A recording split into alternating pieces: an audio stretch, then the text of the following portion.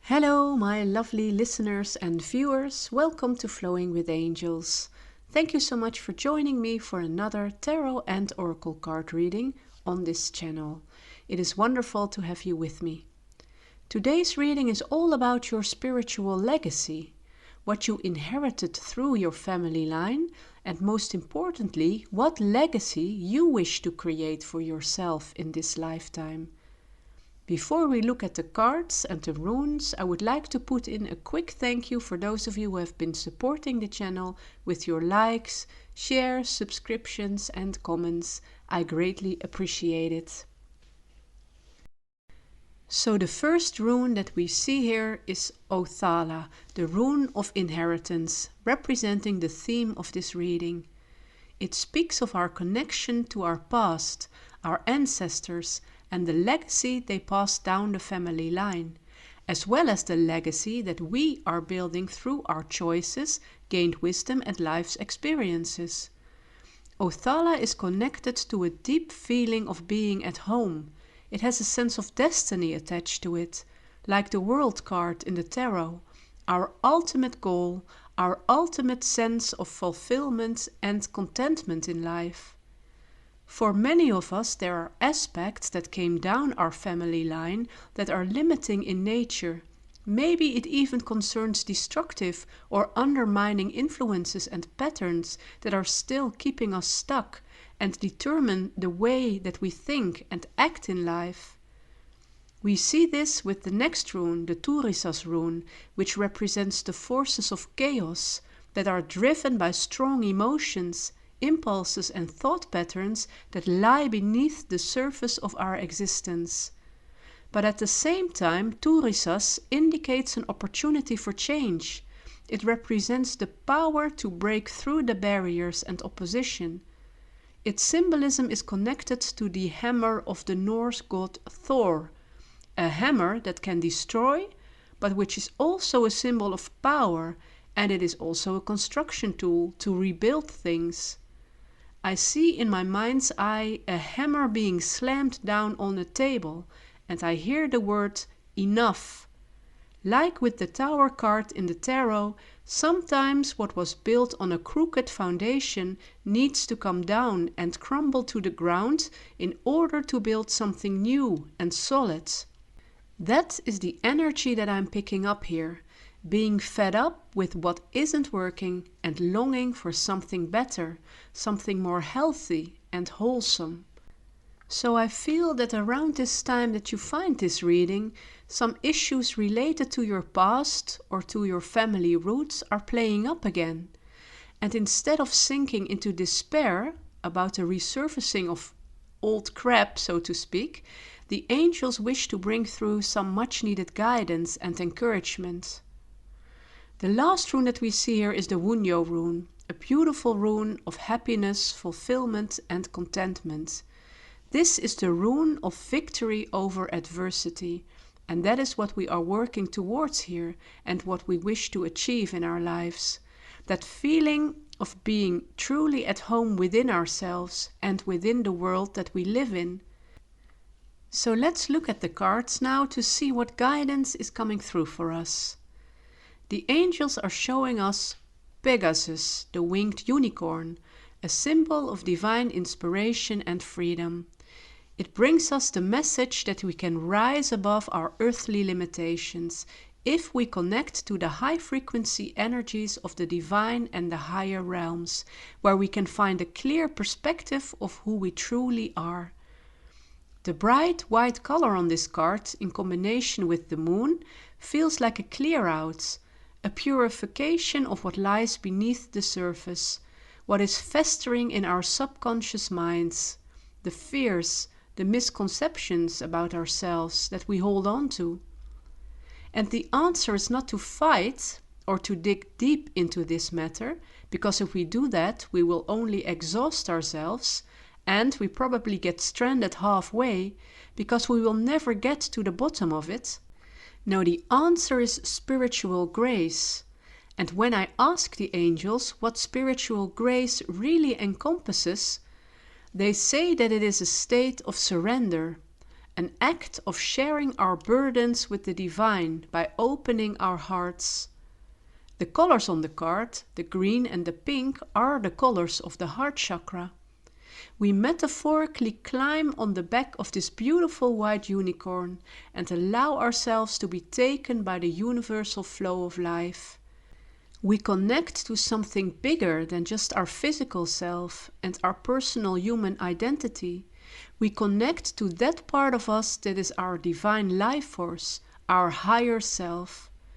Instead of feeling the heaviness of plowing through our lives on our own, bogged down by our own thoughts and the thoughts of those that lived before us, we open up to an immense source of spiritual wisdom, love, and joy. But this has to be a conscious choice to be willing to enter into this partnership with the divine and being open to the guidance that is coming through for us, because it is not always what we want to hear. Sometimes we feel more comfortable in that lower state of being that is known to us, because it has become a bit of a comfort zone to us, in which we can complain and feel sorry for ourselves. And that is okay for a while. We have all been there, but we know deep down that it is not very helpful, of course. The Pegasus card shows that there is always a way back to this higher state of being, this state of grace, where we overcome the fears and the traps of the ego and tap into this divine clarity and inspiration. And with this spiritual alignment in our pockets, so to speak, we move on to the next card of the beetle that speaks of integrating our alignment with Source into everything that we do and everything that we create. Once again, we see the green and pink colors of the heart chakra present in this card. It feels like we have found a peephole here through the leaves that once obscured our sight. And in opposition to the thorns that the Turisas rune represents, thorns as obstacles and thorns as a defense mechanism, these leaves look soft and smooth. They can easily be pushed to the side. So it feels like the higher vision that we have obtained with the Pegasus card has now turned the thorns into leaves that are much easier to handle. The beetle is a symbol of creation and new beginnings, linked to the power of the sun, making changes to shine our inner light as our true selves.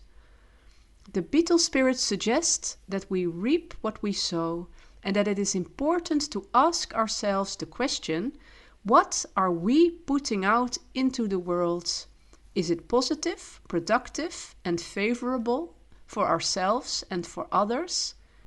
So co-creating with spirit, like is mentioned on the card, is first and foremost about getting our vibration attuned to the higher frequencies of the divine, taking stock of what energy we bring into the world and to every task that we undertake. Often we tend to focus on the big achievements and successes in life and how to make big, visible and tangible progress that can be recognized by the world and measured by worldly standards. But really every moment is important, every little thing we do. I remember that Eckhart Tolle once said that every big event really exists of small steps that seem insignificant on their own, but that are a part of the totality of life. The angels also encourage us to perform every task, no matter how mundane or insignificant it might seem, with care, intention, attention and love, as if it was a divinely inspired task, which in fact it is. All our little actions combined make a big impression on the world around us. It is part of who we are and how we carry ourselves through life, with self-respect, with presence, and with an inner knowing that we matter and contribute to the energy grid of the world in a positive way. And then this state of grace catapults us further into a state of joy, one of the highest frequencies there are. we see the wonderful Wunjo rune at the end, which is the rune of joy, of harmony, success and fulfillment that come from our alignment with spirit. And the last card is such a joy to behold, the Flying Pigs card. What seemed to be impossible becomes possible, and this mainly refers to our narrowed vision and the limited possibilities we see from our conditioned mind. But when we surrender and allow the universe to take over while we go more with the flow of life, we will get surprised by how circumstances can come together in our favor, how daunting problems get dissolved, thorns turning into soft leaves like we saw earlier. Look at the optimism that is coming off this card, the bright yellow colors, the happy smiles, even the pigs are smiling. The blue roses on the card are symbols of hope against the odds.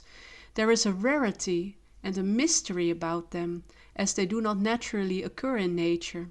Blue roses are dyed or cultivated through genetic modification. And this last word carries more meaning somehow. Genetic modification, meaning that we do not automatically have to be and remain the product of our family history and genetic line. The universe can help us to modify into something, or better said someone, beyond our wildest dreams. The sky is the limit for us. In truth, we are the ones who are holding ourselves back by our own mental stories. The universe says that all is possible through this state of grace that we talked about earlier. We can create any legacy we want. We are not bound by anything or anyone, not our past, our roots, our circumstances. If we make peace with where we are and with who we are, and we shift to a state of grace and surrender, we open the gates of endless possibilities. Now let's see what the angels wish to say to us through the tarot cards. Let's start with the first two cards, the Knight of Swords and the Crone card, which is the Strength card in a regular tarot deck. The Strength card is the only major arcana card that we get here, so it sets the tone. This card is all about rising above the limitations of our earthly existence through our spiritual connection with the universe. Taming this lion, having it walk beside us like a loyal dog, means that we have accomplished to reach self-knowledge, self-control, and the wisdom to see the difference between our lower ego-related states of being on the one hand and our alignment, our state of grace on the other hand. And when we are in control of the lion, our higher self is in charge. The crone is the old wise woman who has learned and grown through her life's experiences. She has the insight to navigate life's challenges, and she understands the connection between the past and the present, using this wisdom to create a better life for herself and for others. The Swords suit in the tarot is connected to the mind and to our thought patterns. So when we look at the Knight of Swords, I get a momentum of clarity, of determination, of focus, of knowing where to go, based on the wisdom of the crone. The little badger depicted on the card symbolizes determination and assertiveness when it comes to our mental energies. It has this tenacious spirit. It does not give up, but it keeps standing tall for its beliefs, and it keeps going even if it gets challenging. So this is its encouragement to us, not to give up, but to keep standing tall for our beliefs and to keep going. The Knight of Swords in a negative way can also stand for inner and outer mental attacks. Seeing the thorns on our way instead of the soft leaves, to use the analogy that we talked about earlier. But with the crone or the Strength card here, we see that we get it. We have grown in wisdom, and even though attacks may come from time to time, we are ready to take them head on. and not by fighting them or resisting them, but by retreating into this state of grace and surrender. So when we move on to the next two cards, we see the Six of Chalices, or the Six of Cups, and the Ace of Pentacles. And this particular Ace of Pentacles is just beautiful, with the pentacle high up in the sky, like the sun, and this large family home, surrounded by paddocks. This symbolizes the legacy that we are talking about in this reading, that solid and stable spiritual home, that feeling of fulfillment and contentment, that state of being at ease within your life and feeling that inner peace in your heart. With the Six of Cups, we see that connection to the past. It is a card that can refer to our childhood. It is interesting that the little boy is carrying a cage with what seems to be a little yellow canary in it. And the canary symbolizes our voice, the song of our soul, our authentic expression, which when we were young might have been limited when we look at the cage. But now it is time to release this canary, to open our hearts and to let the bars of the cage dissolve through our connection with Spirit. The Six of Cups represents an open and balanced heart that allows us to embrace life from that childlike, innocent perspective, knowing our intrinsic worth and value, not doubting our deservingness of love and abundance. This is what our true legacy is, that freedom, and at the same time that sense of belonging, a belonging to a community of kindred souls, where we feel loved, supported, and cherished. I did an angel message earlier in which I spoke of the fact that these souls, these kindred souls, can refer to people, but they can also refer to the connections to our spiritual family, our friends in the higher realms, our angels and our guides. And then the last two cards are the Page of Swords and the King of Wands. And on the Page of Swords card, we see a little child holding up the sword as if in some kind of ritual. I think it's a little girl. So although she is alone in the dark and in the middle of the woods, she does not seem to be afraid. She seems focused, and there is an owl sitting on a tree branch, symbolizing wisdom and knowledge over the moon representing our feelings that are beneath the surface. And with this little ritual, this girl seems to be able to direct her thoughts, her focus, and in return she receives this higher wisdom with the owl here on the card. I feel that this particular Page of Swords symbolizes both the sparks of wisdom and inspiration that we receive from Source through our spiritual connection, and our engagement with these new insights and ideas that we then can integrate into our life. We no longer solely depend upon our own mind and the stories it conjures up. We check in with Spirit for more wisdom and understanding. We see a little white candle burning. There is harmony within us. Our thought patterns get purified and elevated through our spiritual practice and awareness. And then soon, this little flame from the candle turns into a nice warm fire burning in the fireplace of our home, like we see on the King of Wands card. This man is at home where he is. He is confident, he is satisfied, and he is in possession of an energy and drive that will help him create his legacy. There is no more squandering of energy, no more waste of time sitting in limbo. With the King of Wands, we now know what to do and how to do it, how to build our desired legacy. The red carpet on the card gives off a vibe of stability and groundedness. Doubts and fears have subsided, and our inner fire is burning brightly. We are now ready to create that authentic legacy that is truly ours, a legacy that we are proud of, and that is in alignment with our own heart and with the universe. It is a legacy overflowing with abundance, joy, and fulfillment, not a legacy of lack and limitations.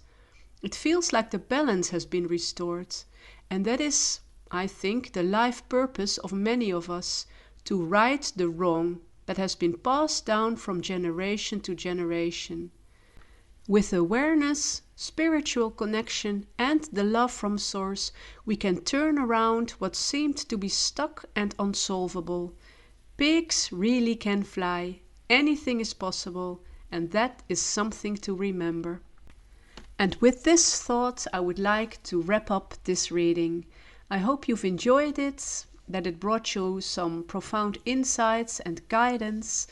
If it has resonated with you, please consider liking, sharing, subscribing to the channel, or leaving a comment in the comment section below.